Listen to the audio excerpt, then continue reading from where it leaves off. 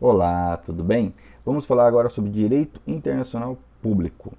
Nesses primeiros 20 minutos, eu quero falar um pouco sobre o conceito histórico e alguns elementos fundamentais dessa disciplina.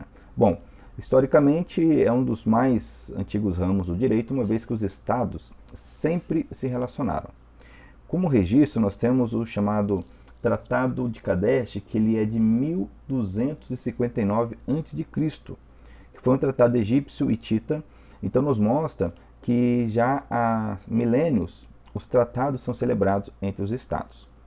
E é justamente o objeto do estudo do direito internacional público é esse relacionamento entre estados e não apenas entre estados, mas também entre alguns sujeitos internacionais, como veremos. Historicamente, então nós temos um elo, uma corrente, basicamente onde nós saímos do direito natural, onde prevalece a lei do mais forte, passando pela ideia de um direito internacional público que respeita a soberania, que reconhece a soberania e a autodeterminação dos povos, chegando num período onde nós temos por fundamento das relações a supremacia da resolução pacífica de conflitos, ou seja, a paz, a busca pela paz, que é o que nós temos hoje como princípio, como norma do nosso direito internacional público.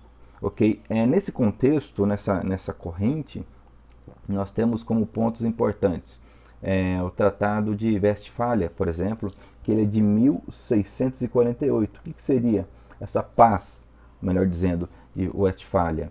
Foi um tratado, dois tratados, melhor dizendo, que surgiram após a Guerra dos 30 Anos e que trouxe ali pela primeira vez uma ideia, pelo menos de uma forma organizada e entre as partes, uma ideia de se respeitar a soberania do Estado, independentemente da força dele. Então, independente do Estado ser mais forte do que o outro, começa-se a falar então de uma soberania. Passando esse período, com muito desenvolvimento, muita luta, muito custo, nós chegamos em um outro ponto importante na história, que é o conhecido Tratado de Versalhes, aquele que surgiu pós Primeira Guerra Mundial, que por sua vez não foi muito bem elaborado, conforme boa parte dos historiadores, uma vez que ele foi muito vingativo, revanchista por parte dos vencedores. Daí onde inclusive surgem alguns sentimentos que dão origem à Segunda Guerra Mundial. Pós Segunda Guerra Mundial, e o nosso direito internacional ele é muito influenciado pelo pós Segunda Guerra Mundial até hoje. Então nós temos a percepção de que o equilíbrio de forças, de que a ideia de uma diplomacia que se vence pela força, de forma alguma prevalece. Percebeu-se a necessidade de realmente se defender a todo custo a solução pacífica dos conflitos, ok? E nessa ideia surge a Organização das Nações Unidas, surgem algumas ferramentas de solução de conflitos, sempre colocando a possibilidade de beligerância, de intervenção militar como última hipótese. Ainda no contexto histórico, é importante nós lembrarmos a queda do Muro de Berlim, em 89, que possibilita, concretiza uma nova etapa na história da humanidade, que é a ideia de globalização, a ideia de queda realmente de muros, divisões, uma comunidade internacional. Pois até então o mundo tinha aí duas grandes correntes ideológicas prevalecendo e dividindo de forma muito clara as nações.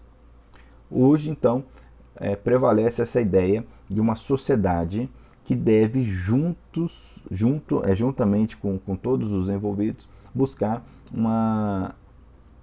um crescimento, um desenvolvimento para as nações, para todos os povos. Dentro desse raciocínio ainda, nós podemos tratar aqui sobre os três grandes princípios do direito internacional. Então, nós temos aí como pilares a soberania, a manutenção da paz e a ideia do consentimento necessário. Então, ao longo de toda a história, o que se construiu como fundamento do direito internacional público? O respeito, a garantia da soberania dos povos, soberania nacional, busca pela paz e consentimento, ou seja, para que o direito internacional seja considerado, é necessário consentimento por parte do Estado. Ok? Bom, ainda conforme Celso Laffer, nós temos então 3 paradigmas nessa corrente histórica. A primeira é Hobbesiano-maquiavélico, ou seja, aquela ideia da lei do mais forte, que surge do estado da natureza. Ok? Não vamos adentrar muito nesses conceitos, que são lá da política, da sociologia, filosofia, mas você com certeza já se deparou com esses conceitos. Basicamente a ideia realmente prevalece quem pode mais. Passado esse primeiro paradigma, então nós temos o paradigma grossiano, de Hugo Grotius, onde nós percebemos já a defesa, a ideia e a implementação de um direito internacional. E no direito nós sabemos que não prevalece o mais forte, ok? Não é essa a ideia, não é esse fundamento. Então, um direito internacional a reger as relações. Indo um pouco mais, nós temos o paradigma kantiano, que vai desenvolver a ideia de uma sociedade que coopera, ou seja, os estados não vivem sozinhos. Não basta reconhecê-los como soberanos, mas é necessário que eles cooperem para o bem comum. Se você buscar lá no artigo 4º da nossa Constituição Federal, nós temos ali os princípios que regem as relações internacionais da República Federativa do Brasil. Não vamos lê-lo agora, mas faça isso, que você vai perceber ali que um dos paradigmas, dos princípios, é justamente a ideia de um trabalho em cooperação para o bem dos povos. O bem científico, cultural, jurídico, o desenvolvimento, enfim, para realmente sairmos da ideia de cada um no seu quadrado para uma sociedade global. Logicamente que nisso nós vamos ter críticas favoráveis, contrários, mas o paradigma que prevalece é de uma sociedade internacional. Com base nisto, nós podemos já conceituar a ideia do direito internacional público, com base nos sujeitos que participam, com base nas suas fontes e na matéria regulada. Então, quem são sujeitos? Classicamente, nós temos os estados, tanto que a corrente mais contemporânea vai incluir, percebendo que não apenas os estados fazem parte das relações internacionais, mas nós temos hoje organizações internacionais, temos organizações como, por exemplo,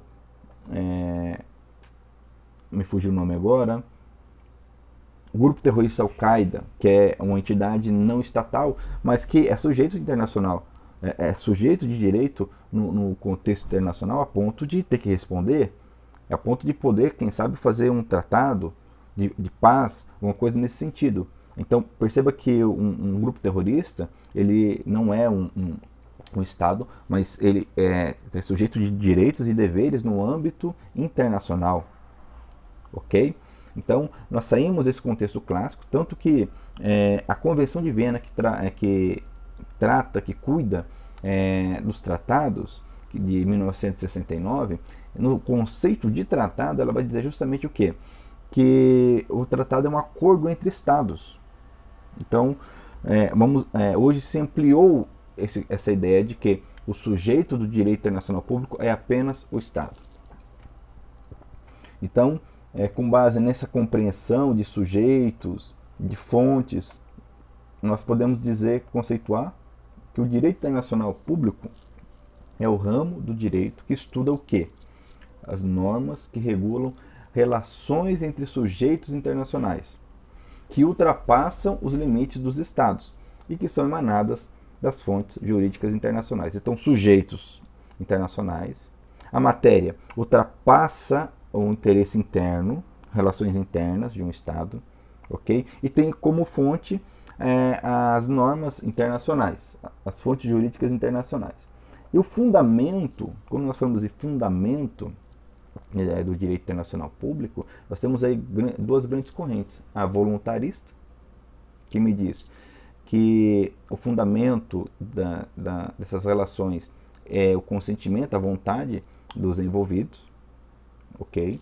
E obedecendo aí logicamente a ideia da soberania, mas temos também a escola objetivista, que prevalece na doutrina internacionalista, com a ideia de que o direito internacional, as normas, elas são válidas e são exigíveis, independentemente da concordância ou da vontade das partes, ok? Dos sujeitos, melhor dizendo, do direito internacional público. Então, corrente voluntarista, que condiciona a validade e a exigência de uma norma internacional à vontade, ao consentimento do Estado, e a corrente objetivista, que diz não, o direito internacional hoje chegou num patamar onde ele é exigível independentemente do consentimento das partes. Okay? Principalmente quando nós adentramos aí no âmbito dos direitos humanos, os tratados que cuidam de assuntos relacionados aos direitos humanos, direito humanitário. Okay? Ainda nesse raciocínio, nós passamos aí de 88, a partir de 88, no nosso país e no ordenamento, no direito como um todo, já há algumas décadas, para o paradigma constitucionalista, ou seja, uma valorização, uma compreensão mais elaborada do direito constitucional, tendo a Constituição como uma norma, não apenas uma carta política, não apenas como uma carta de intenções, mas uma norma válida, exigível, que deve ser realizada. Pois bem, muitos dizem que o direito internacional está já há algum tempo no mesmo patamar do direito constitucional. Ou seja, saímos da ideia de que as normas internacionais são apenas sugestões, intenções políticas para serem efetivamente determinantes, podendo ser realmente cobradas, exigidas dos sujeitos de direito internacional. Perfeito? Ok. Então, continuando, para encerrar esse primeiro bloco, a relação entre o direito internacional e o direito interno. Bom, a primeira compreensão que se tem é chamada monista de mono, de um, é que o ordenamento jurídico internacional e interno de um Estado é uma coisa só. Ok? Não há que se falar em dois tipos de ordenamento. Uma vez que a norma existe no âmbito internacional, ela existe no âmbito interno. É a corrente monista. O dualismo de dois, né, já trabalha a compreensão de que nós temos dois ordenamentos, o internacional e o interno, com base também na ideia de soberania. No nosso caso especificamente, a compreensão já é cristalizada pelo Supremo Tribunal Federal de prevalência da nossa Constituição, ok? Então já fica a dica que nós temos um dualismo, a compreensão de dualismo no nosso ordenamento jurídico, ok? Então, o monismo, por sua vez, ele vai se dividir em três vertentes. Uma vez que se entende que as normas internacionais automaticamente fazem parte das normas internas, do ordenamento interno, em caso de conflito, como resolver? A vertente internacionalista vai me informar que deve prevalecer a norma internacional, ela teria uma espécie de hierarquia, ok? Superioridade hierárquica. A nacionalista, o nome já diz, vai me orientar a seguir, em caso de conflito, a norma interna. E a moderada, por sua vez, vai me orientar a analisar o caso concreto. Em caso de conflito de normas, eu devo utilizar as ferramentas já conhecidas como o critério cronológico, o critério da especialidade, que regem aí no nosso âmbito interno eventual conflito aparente de normas. Isso no monismo. No dualismo, por sua vez, nós temos o dualismo radical e o moderado.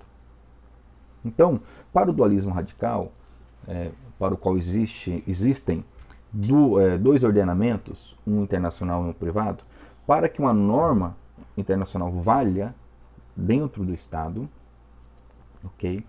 É necessário uma lei que traga o texto do tratado. Então, assim, para você entender, um exemplo seria praticamente um copia e cola. Copio o texto do tratado e colo e crio uma lei interna. Por isso que ele é um dualismo radical, ou seja, a norma internacional nunca terá valor aqui dentro, a não ser que eu tenha uma lei aqui com o mesmo teor. Ok?